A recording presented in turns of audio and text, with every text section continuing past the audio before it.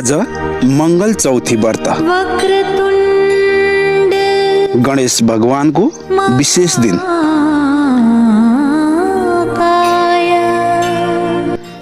वैदिक सनातन हिन्दू धर्मले सबै भगवानका महत्त्व गान गरेको भए पनि प्रथम पूजनीय भएका कारण गणेश भगवानको महिमा अत्याधिक बताएको छ।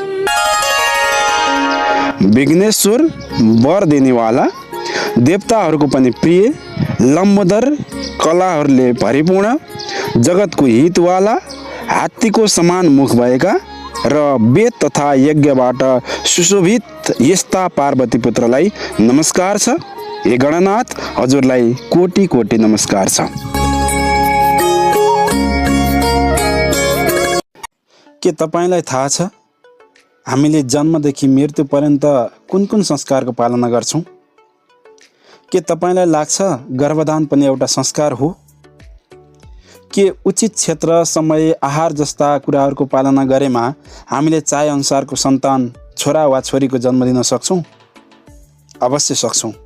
आउनुहोस्, आजको बसाइमा म तपाईका यी सम्पूर्ण जिज्ञासाहरूको समाधान गर्ने प्रयत्न गर्दैछु।